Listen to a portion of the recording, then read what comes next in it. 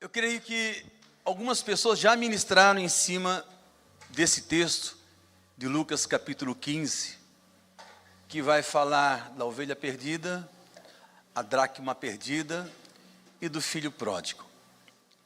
Muitas pessoas já pregaram aqui, né? Eu creio que eu já preguei em cima desse texto, falando, o tema da mensagem era cuidado com as perdas espirituais, mas olhando novamente para esse texto, dentro de um outro ângulo, eu percebi uma outra mensagem aqui, uma outra forma de nós olharmos para essas três parábolas.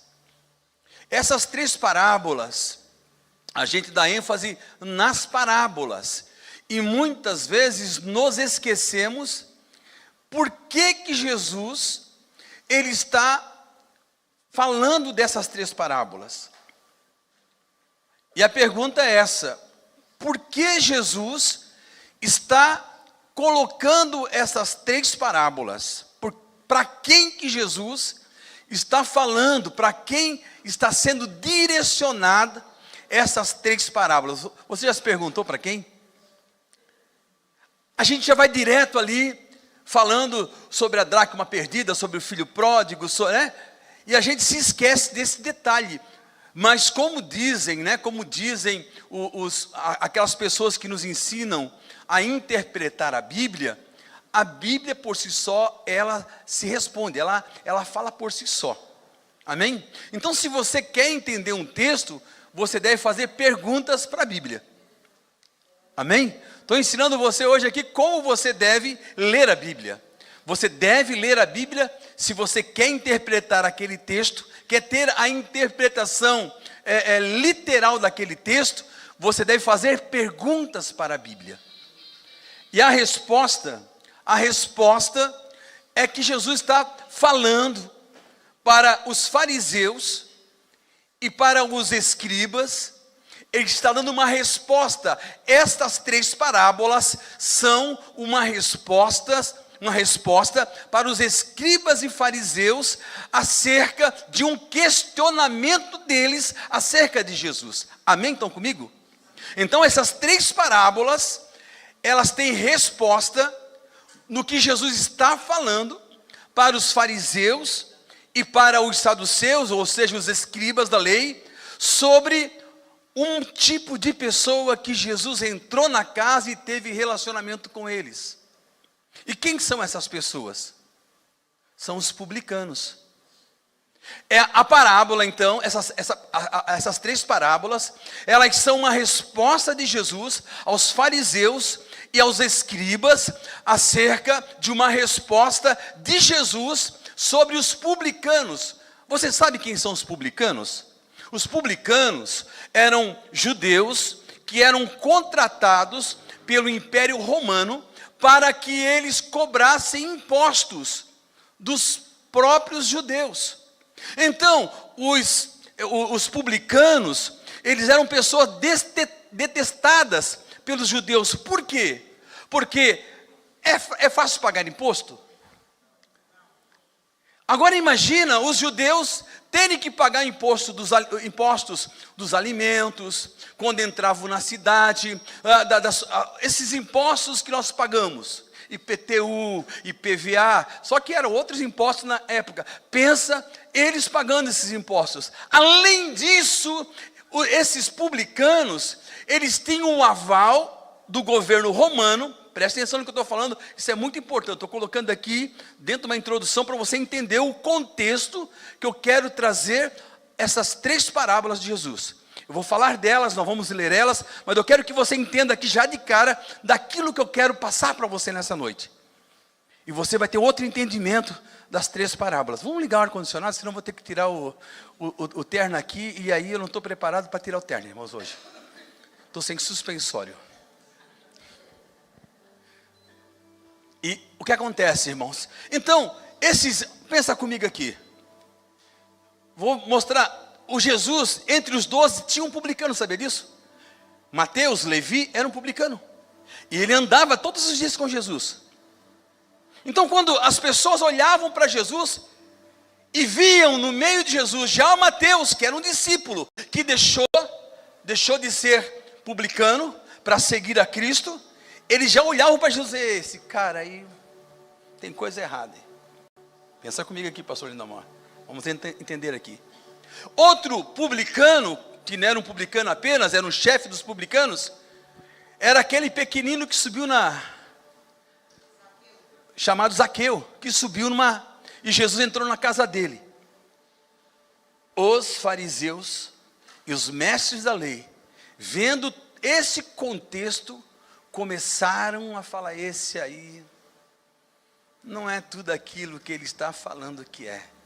Porque se ele fala que ele é o Filho de Deus, que ele é o bom pastor que dá vida pelas suas ovelhas, que ele veio do Pai, e que o amor do Pai está nele, e tal, alguma coisa está errada. Eles começam agora a arrazoar. Jesus, olhando o coração deles, traz as 3 parábolas.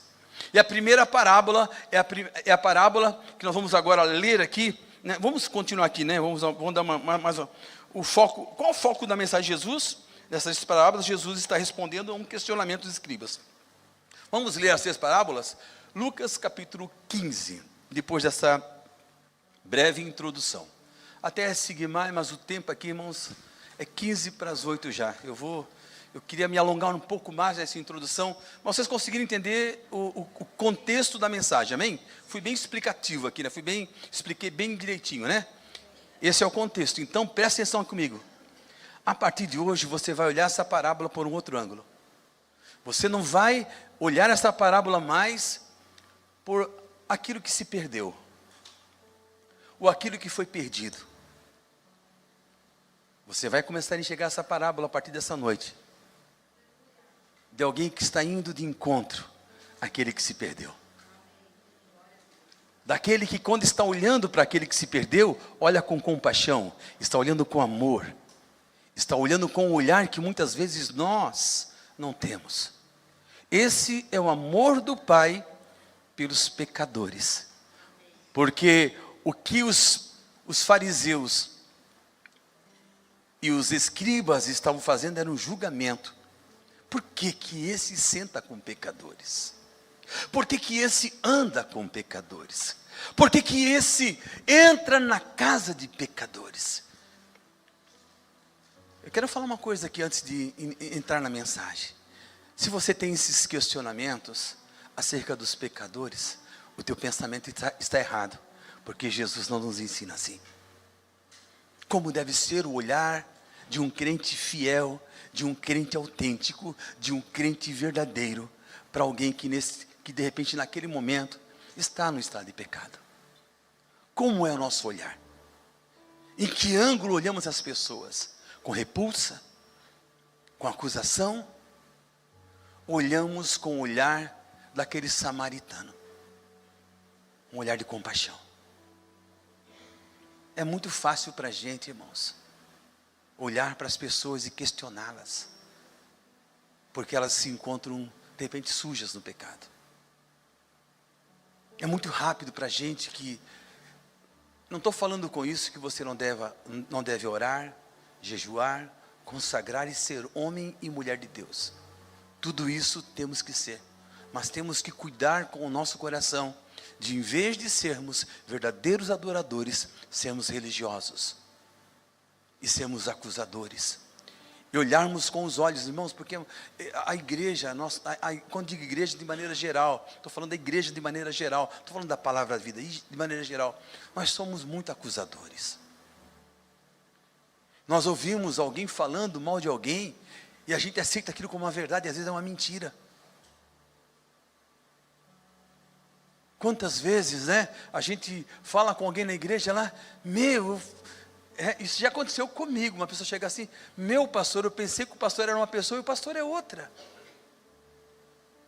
Mas porque alguém falou algo que, ele é orgulhoso, ele é, sei lá. Isso acontece ou não acontece? Fizemos pré-julgamento e não conhecemos muitas. Eu sempre digo para minha esposa, antes de aceitarmos a acusação de alguém, nós temos que ver a resposta da outra pessoa também. Porque é muito fácil nós sairmos acreditando naquilo que as pessoas falam, amém? É muito fácil. E não vermos o outro lado do que aquela pessoa, porque aquela pessoa fez. Porque existem duas maneiras de falar, né? Você pode falar assim, né, para alguém, né? Geralmente assim, né? Percebeu como aquela pessoa se veste? Você pode perguntar, falar assim, né?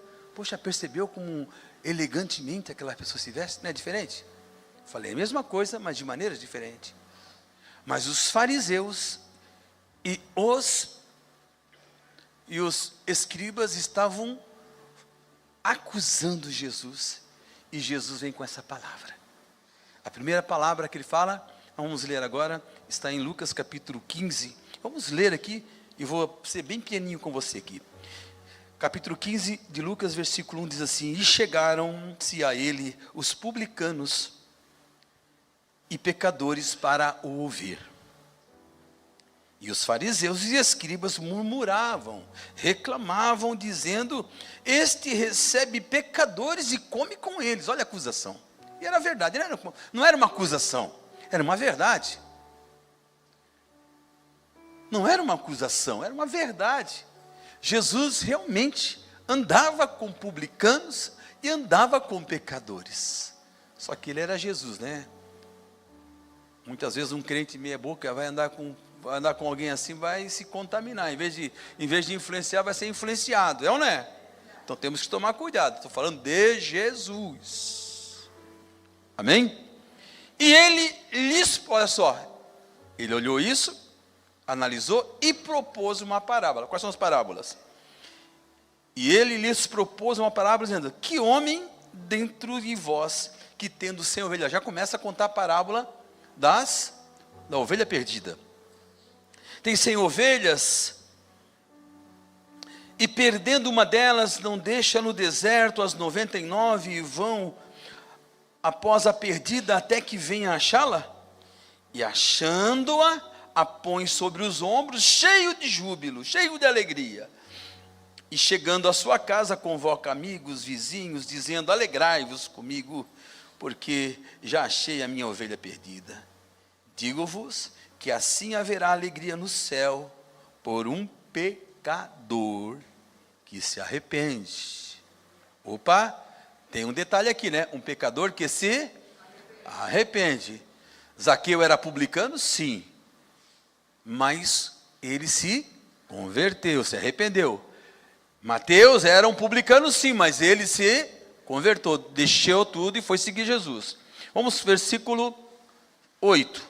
O qual, já entra na parábola da dracma perdida. Ou qual mulher, que tendo 10 dracmas, se perder uma dracma, não acende a candeia e varre a casa e busca com diligência até achar?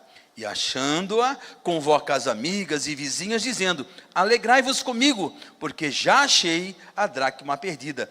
Assim vos digo que há alegria diante dos anjos de Deus por um pecador que se arrependeu. Olha o que está falando. Está falando de dracma? Está falando de ovelha? Está falando de pecador que se arrepende. Vamos lá. É interessante, né, quando a gente olha para os textos e a gente não consegue entrar nesses detalhes tão simples, e tão reais, e tão fácil de entender isso. Mas a gente sempre olha a Bíblia na ótica da santidade. Vamos lá. Versículo 11, agora a história fica um pouco maior, porque essa história agora, que é a história do filho pródigo, ela merece um conteúdo um pouco maior, porque está falando de um amor de excelência, de um amor excelente, que eu vou contar para vocês depois, sobre esse pródigo, esse filho que se perdeu. Primeiro, é uma ovelha que se perde, um animalzinho que se perde. O pastor deixa as 99 e vai atrás dela. Depois é uma dracma, é uma moeda, algo de valor. Depois é um filho. E por isso, quando se fala do filho que se perde, a história tem que ser maior, ela tem que ter mais detalhes, ela tem que ter mais nuances de uma compreensão, não apenas teológica, mas uma compreensão de coração aberto para ouvir o que essa parábola está falando. E disse: um certo homem tinha 2 filhos. Quantos filhos tinha? 2 filhos. O mais moço disse ao pai: dá-me a herança, a parte da fazenda que me pertence. E ele repartiu por eles a fazenda. Olha só, então, quantos que receberam a parte? Os dois receberam, amém? A gente acha que é só um que recebeu, né? Mas os dois receberam a parte da herança. Ou seja, 50%. Se foi dividido entre 25% entre todos os filhos. E o pai ficou com 50% para ele. E poucos dias depois, o filho mais novo, ajuntando tudo, partiu para uma terra longínqua, que ali desperdiçou a sua fazenda, vivendo dissolutamente. E havendo ele gastado tudo, houve naquela terra uma grande fome, e começou a padecer necessidades, e foi e chegou-se aos concidadãos daquela cidade, e o qual mandou os seus campos para apacentar porcos. E caindo ele em si, disse: quantos trabalhadores de meu pai têm abundância de pão, e eu aqui pereço fome?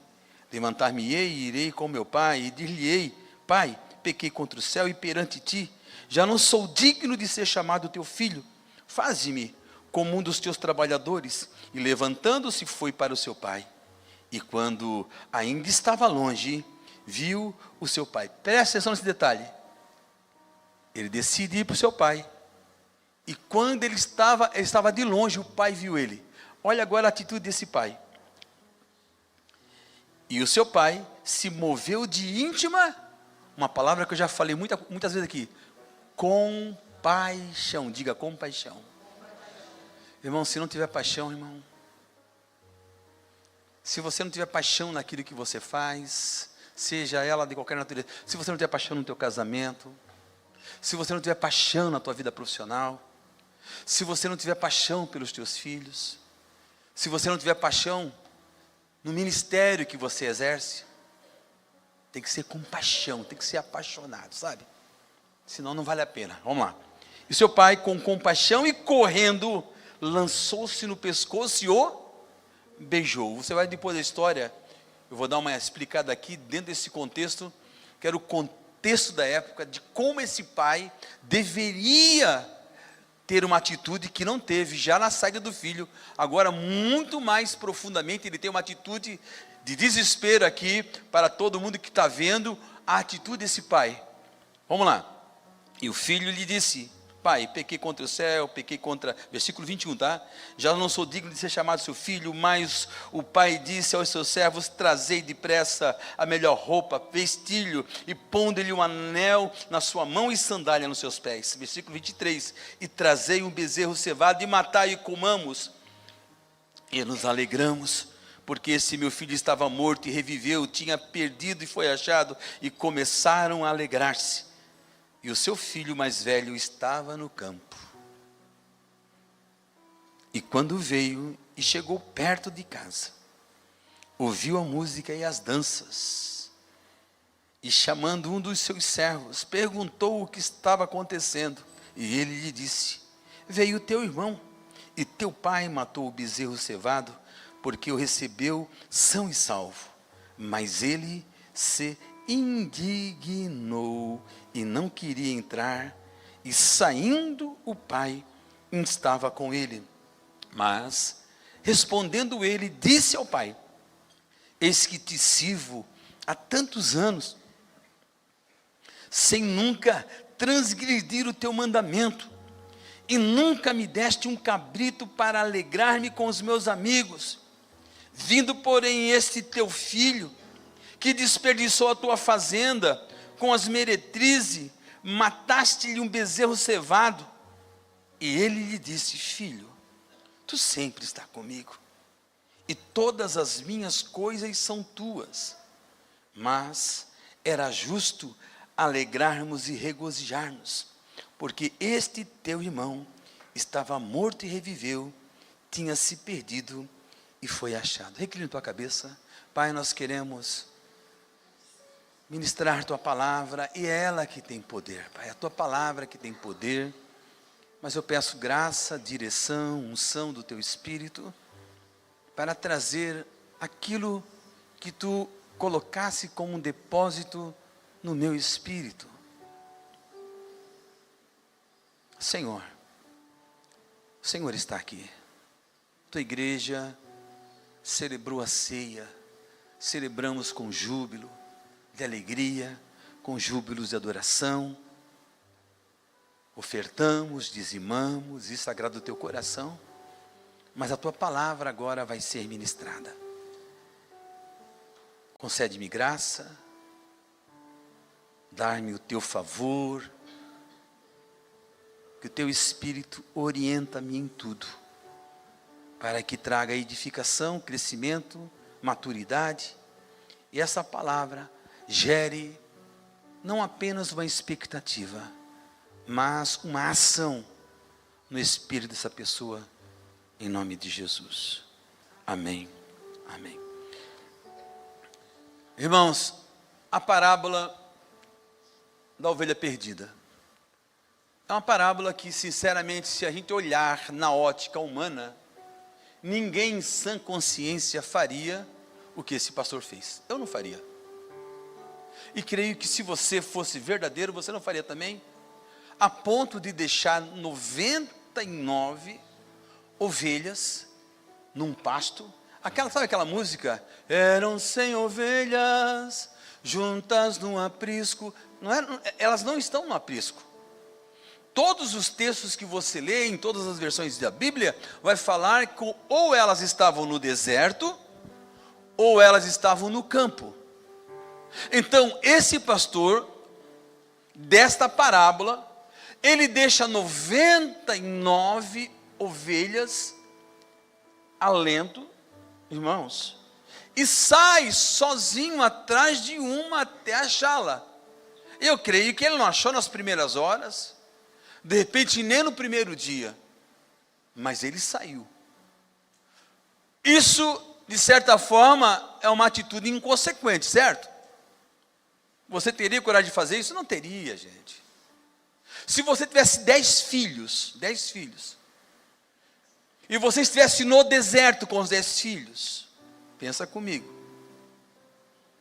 e só está você, a tua esposa não está junto, ou só está você, o teu esposo não está junto, e um dos teus filhos no momento se perdeu, você olha e não está ali, você teria coragem de deixar os 9 filhos, ali é 99, não é 9, 10 filhos e iria buscar um?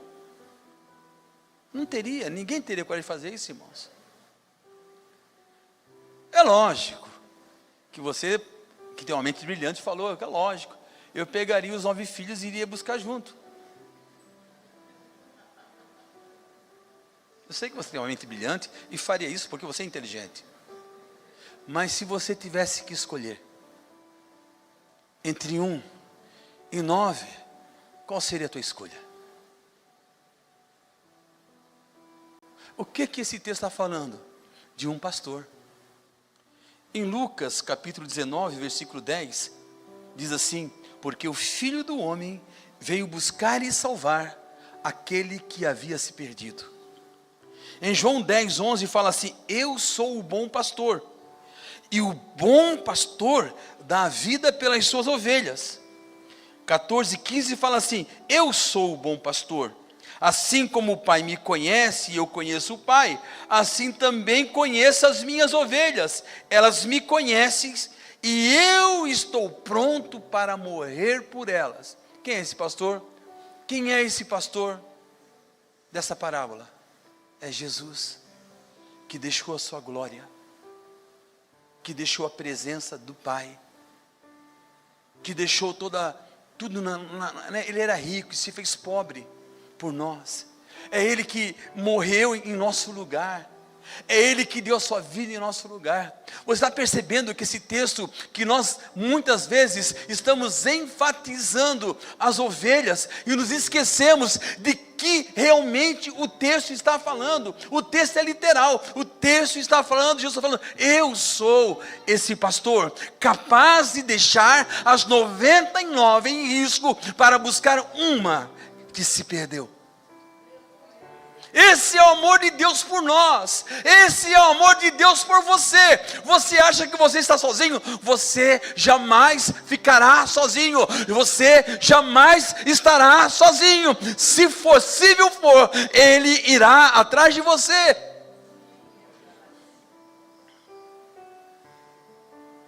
E a parábola das dracmas? Eu vou correr porque o tempo está voando. E a parábola das dracmas? O que era uma dracma? A dracma é uma moeda grega de prata.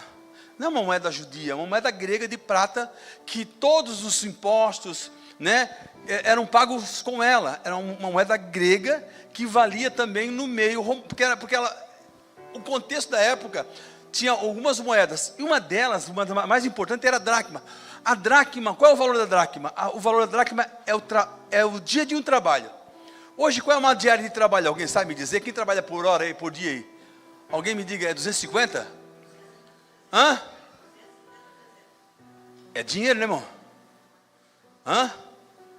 A dracma é o valor de um dia de trabalho. Só que naqueles dias, as mulheres, elas pegavam essas moedas, eram muito bonitas, eram bem alcunhadas, elas eram bem feitas, e muitas mulheres também pegavam aquelas moedas para enfeitar as suas tiaras para o casamento. Dentro do contexto daquela época, era isso que acontecia. As mulheres pegavam aquilo que tinha um valor, né, ou faziam um colar, ou faziam tiaras. E essa mulher está falando que ela perdeu uma dessas tiaras. Eu vou dar um exemplo da minha aliança. Uma das coisas mais valiosas que eu tenho,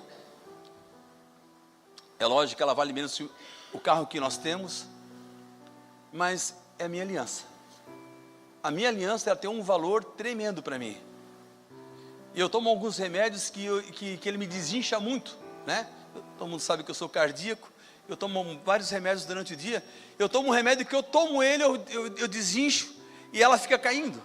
Olha só, olha como é fácil ter a minha moeda, a minha aliança. É muito fácil. Então, ela tem um valor agregado aqui. Está quanto um par de aliança aí? Uns 5 mil? 3 mil? Hã? Eu creio que a nossa deve estar no valor de uns 2.500 a 3.000 reais. Esse é o valor da nossa aliança. Então, tem um valor bom, né, irmão? Hã? Uns 2 mil, vamos colocar 2.000 reais, tem um valor de 10 dias de trabalho, né? De uma diária, né? Alguém que trabalha por dia, né? Vai ganhar 200 reais aí, pode comprar ela em quantos dias? 10 dias de trabalho, compra uma aliança. Tem valor. Se eu pegar essa aliança aqui, se eu perder essa aliança aqui, ou se eu estou andando com ela no dia de chuva, ela cair essa aliança vai cair, e ela vai se sujar, certo? Pessoas vão passar por cima, vão amassá-la, certo? Ela vai ficar toda suja. E se eu estivesse no campo lá, no meio dos animais, ela caísse lá no meio das cacas das vacas lá, sujou ela perde o valor por causa disso? Não perde? Não perde? O que essa parábola está falando? Que os fariseus e os saduceus estavam olhando para os pecadores, e porque eles se encontravam sujos, porque eles estavam no estado de pecado, eles não valiam nada, eles não serviam para nada, eles eram dignos de ser rejeitados, eles eram dignos de ser maltratados, eles não deveriam participar, porque, irmãos, até no templo, quem um dia havia trabalhado para o governo romano, não poderia nem mais entrar nas sinagogas para aprender a palavra de Deus. Sabia disso? Porque eles eram considerados imundos. Um publicano, ele era considerado como uma prostituta. Ele tinha assim um conceito na sociedade de que se a pessoa fosse um publicano, ele era considerado pecador mesmo, não valia nada. Mas para Jesus, note o que esse texto está falando. O que a mulher faz quando ela resolve procurar a dracma perdida? A primeira coisa que ela faz, ela acende a luz. Depois o que ela faz? Ela varre a casa. Olha que coisa linda, queridos. Quem é a nossa luz? É Jesus. Mas quem que mostra para nós quando nós estamos em pecado? A palavra diz: o Consolador, o Espírito Santo, convencerá o homem do pecado, da justiça e do juízo. Mas a palavra diz também em Romanos capítulo 8, versículo 1: agora já não há mais condenação para aqueles que estão em Cristo Jesus, para aqueles que nasceram em Cristo, para aqueles que aceitaram ser iluminados, achados pelo Espírito Santo, porque é o Espírito Santo de Deus que vai nos convencer. Os religiosos vão apontar o dedo, eles vão querer mostrar para vocês, mas não vão ter graça, porque é só acusação, é só mentira a teu respeito. Mas quando nós dizemos: Espírito Santo, me ajuda, me conforta, me consola, eu me rendo a ti, o meu corpo é teu, a minha alma é tua, o meu espírito é teu, ele vem sobre você e te dá a convicção de limpeza. Uma aliança, ela pode estar jogada lá no meio toda suja, mas ela continua tendo valor. E é assim que esse texto da dracma perdida está falando. Nós podemos olhar para esses bêbados, para os drogados, e dizer: não tem jeito, mas o Pai do céu está falando: é vocês que acham que não tem jeito. Você sabe aquele teu filho, sabe aquele teu sobrinho, sabe aquela pessoa que você acha que não tem mais jeito, que não tem valor nenhum? O Espírito Santo manda dizer para você: ainda tem jeito, basta que nós venhamos render o nosso coração, crer na palavra, porque é a palavra que é a verdade. E o filho pródigo, pastor? Estou correndo. E o filho pródigo, pastor? Já falei que, o texto devia ser diferente. Não devia ser esse título que está na palavra. Se eu fosse escrever uma Bíblia, ou fazer uma tradução, eu ia colocar o pai amoroso.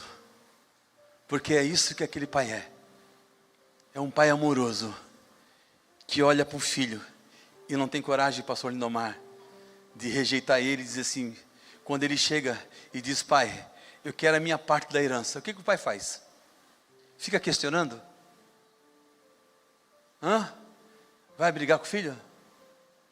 Vai querer impedi-lo? A maior prova de amor é quando alguém chega para a gente e a gente deixa ir. A maior expressão de amor não é a gente ficar segurando, irmãos. É ter estrutura emocional e espiritual para a gente ver aquela pessoa sofrendo, padecendo, mas continuar crendo e acreditando que o Pai vai alcançar novamente. Note agora o pai. Libera o filho. Não impede o filho de ir. Permite que o filho vá. Só que, no contexto judaico, preste atenção no que eu vou falar. No contexto judaico não podia ser assim. Só de um filho falar para o pai: eu quero a minha herança, dentro do contexto judaico, aquele filho já poderia ser morto. O pai poderia acionar os anciões. E tinha uma, deixa eu achar aqui, para mim não chafura aqui, tinha uma cultura chamada Kezazá. Kezazá, acaba com H. Que era o quê? Essa cultura judaica, que também era babilônica, chamada Kezazá, era assim: se o filho pegasse algo e perdesse, se o pai desse uma herança, se o pai desse um dinheiro, e aquele filho gastasse dissolutamente, ou o filho, ou um enteado, ou um genro, ou alguém, ele tinha o direito de pegar um vaso, chamava o ancião, quebrava aquele vaso, ele poderia ser morto ou ele poderia ser liberado. Só que essa atitude de um pai, de entregar o seu filho, para que fosse feito a tradição de Kezazá, faria com que toda a cidade, porque isso teria que ser feito diante de toda a cidade, aquela pessoa seria levada na porta da cidade, um ancião traria um vaso grande, aquele vaso seria quebrado, como se não tem. Você consegue pegar um vaso, quebrar e conseguir colar tudo novamente? Impossível. É essa atitude. E aquele filho nunca mais poderia voltar, não tinha como se arrepender, não poderia mais. Isso era o Quesazá. Mas esse pai não faz isso. Ele apenas chama os 2 filhos, dá a parte de um, dá a parte de outro, e aquele filho decidiu sair. Em pouco tempo ele já gasta tudo. Em pouco tempo ele já gasta com as meretrizes e tudo. A ponto dele procurar uma casa porque ele estava com fome. Ele acha numa casa lá alfarrobas que os porcos comem.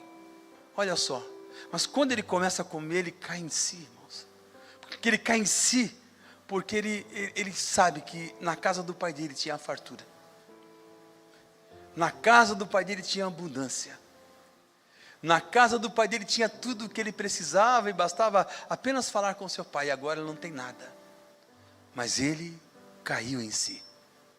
O Quesazá, agora, e o pai não podia, tanto que um pai também não poderia se arrepender.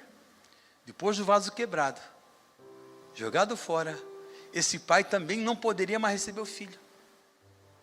Agora o que está acontecendo aqui? Vamos ver o que está acontecendo aqui. O que choca é que Jesus, na parábola, que o filho pede a herança e o pai dá ao filho, ele gasta tudo. Então havia um ritual chamado Casazá. Quando o filho desonrava o pai, vou ler aqui o que é Casazá, tá, a definição aqui. O pai de família, quando esse delapidava o patrimônio da família, eles pegavam um vaso de barro, quebravam e despedaçavam um vaso de barro e diziam que está sendo cortado do meio do povo, agora ele é rejeitado e excluído da sociedade. Aquela pessoa não podia nunca mais voltar para o lugar da cidade. Ponto. E o que está acontecendo aqui? E o que Jesus está querendo falar com essa parábola, quebrando todos os ritos do judaísmo? O que Jesus está querendo falar aqui? Que é o pai, gente. Aqui não é um pai humano como eu e você. Como é que a gente faz? A gente sempre coloca o nosso coração. E a Bíblia está falando em Jeremias capítulo 17, que o nosso coração é enganoso. Que o nosso coração mente para nós, não é assim? Mas Deus não se engana. Deus não rejeita.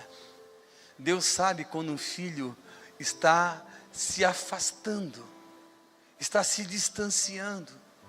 Esses filhos aqui estão falando de mim e de você, que estamos na casa de Deus. Esse filho aqui agora representa eu e você, que subimos aqui para adorar, que servimos na porta, que servimos lá em cima, e que muitas vezes estamos nos afastando do Pai, por causa de algumas coisas que aconteceram, por causa de situações, por causa de picuinhas. A gente vai deixando isso entrar no nosso coração, e isso vai nos entristecendo, isso vai nos atrapalhando até na caminhada, e a gente começa a se distanciar, a gente começa a se afastar, a gente já não quer mais ter comunhão com os irmãos. Irmãos, não tem lugar melhor para Deus tratar conosco do que a igreja. A igreja, irmãos, é um lugar de quê?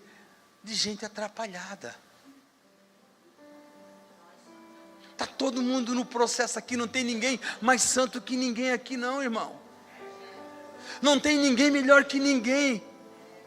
Mas muitas vezes a nossa arrogância, o nosso orgulho, a nossa altivez, faz com que a gente se ache melhor que o outro. Irmãos, eu digo com toda certeza, sem medo de errar, depois de 30 anos de crente, não existe ninguém melhor que ninguém aqui. Eu não posso bater no peito e dizer que sou melhor que você. Então tome muito cuidado, irmão, quando você ouve falar de alguém, ou quando você fala de alguém, porque você também está no processo. Você está no nível. Você não é superior a ninguém. Eu não sou superior a ninguém. Agora, quando nós entendemos quem somos e que precisamos da graça e do favor do Senhor todos os dias, irmãos. Todos os dias. Se você resolver dobrar o teu joelho todo dia e derramar o teu coração diante de Deus, de verdade, você vai ver o quão pecador você é e quão falho você é e o quanto você precisa da graça e do favor de Deus. Sabe por quê que a gente se acha melhor? Porque a gente não ora, é porque a gente não consagra, é porque a gente não busca. E quanto menos a gente ora, quanto menos a gente busca, mais você se acha superior e melhor. Agora, quando você resolve dobrar o teu joelho e dizer: Deus, eu sou pecador, eu tenho falhado tanto com a minha esposa, eu tenho falhado tanto com meu filho, eu tenho falhado tanto com aquele meu colega de trabalho. Quando você resolve colocar o teu coração, o Espírito Santo vem ali e te convence. Você realmente é assim.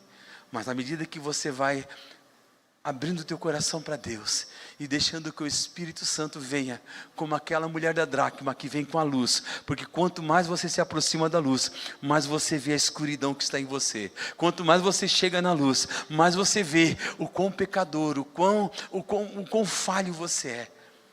E o Espírito Santo vai falando: você precisa melhorar muito. Aí você fala assim: eu não tenho nem coragem de falar daquele meu irmão lá, daquela minha irmã, porque eu sei quem eu sou. Dependo da graça, da misericórdia do Espírito Santo para viver a minha vida.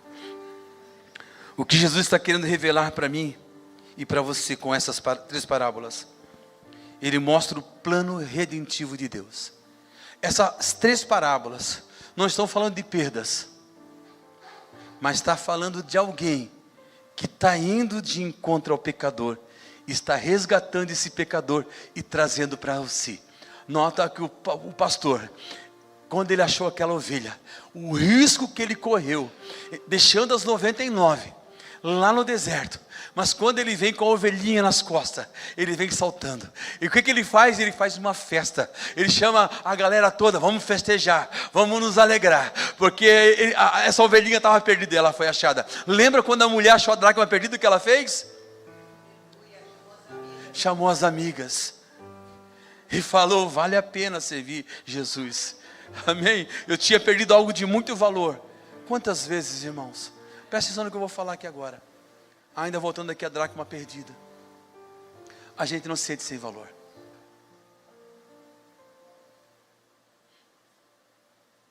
Quantas vezes, irmãos, vou falar de mim, não vou falar de você.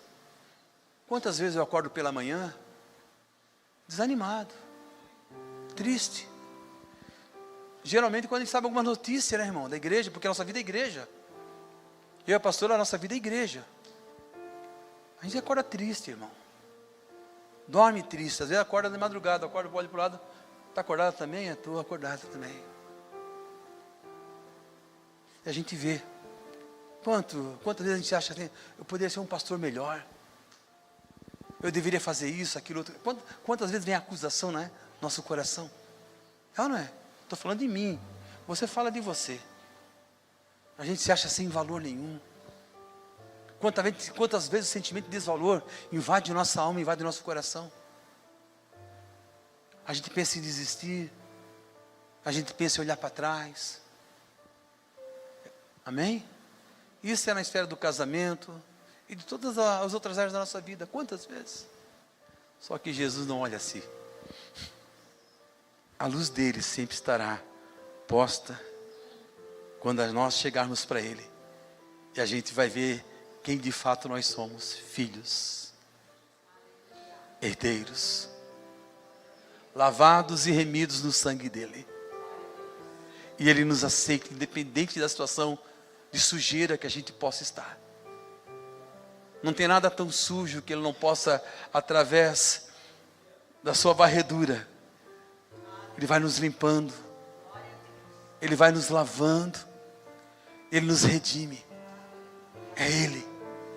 Esse é o olhar de Jesus nas 3 parábolas, de um pai amoroso está com a mão estendida, esperando. Olha a atitude daquele pai. A lei dizia que aquele pai não poderia nunca mais receber aquele filho.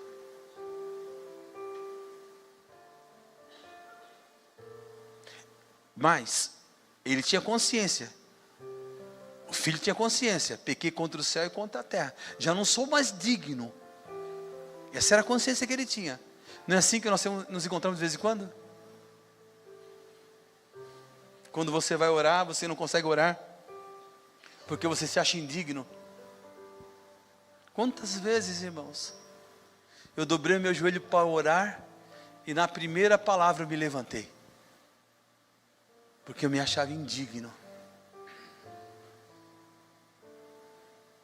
E às vezes não era algo tão grande, mas a minha mente, o meu coração, muitas vezes fica tão poluído com as coisas que nos cercam, que nos rodeiam, que a gente dobra o joelho e se levanta porque a gente se acha indigno.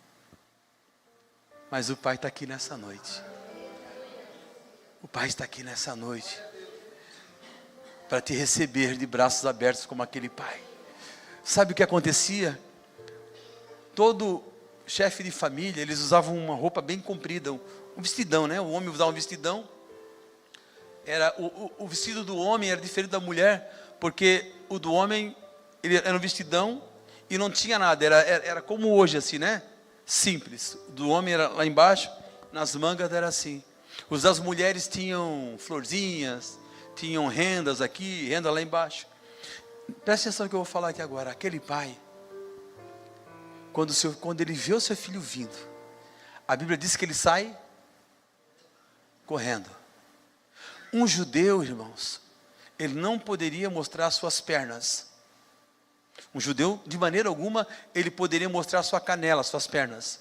Tanto que os seus vestidos eram bem compridos. Ele não poderia mostrar suas pernas.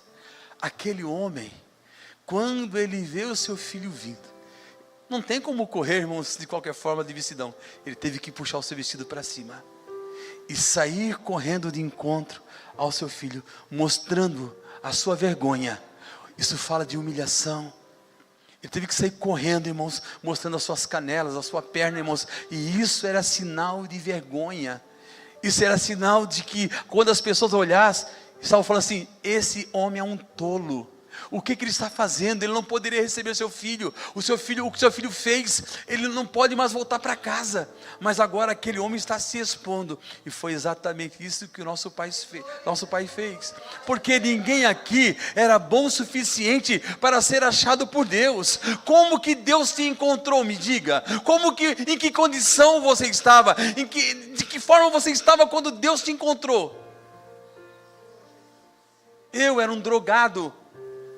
Casamento problemático, problema com a minha mãe, com os meus irmãos, fumante veterado, irmãos, fumava 2 carteiras de cigarro por dia, problema no casamento, tinham nos separado, voltado e estavam muito para a segunda separação, drogado. Quem sou eu, irmãos? Quem sou eu para olhar com um olhar de acusação ou rejeitar alguém aqui? O Pai está aqui nessa noite. E se você crer nessa palavra, você vai se colocar de pé. Eu quero chamar o ministério de louvor para nós adorarmos juntos. Temos apenas 4 minutos. Eu queria poder concluir essa mensagem. Alguns textos ficaram para trás, mas eu queria que aquilo que o Espírito Santo queria que eu falasse aqui nessa noite foi falado. Você crê nessa palavra?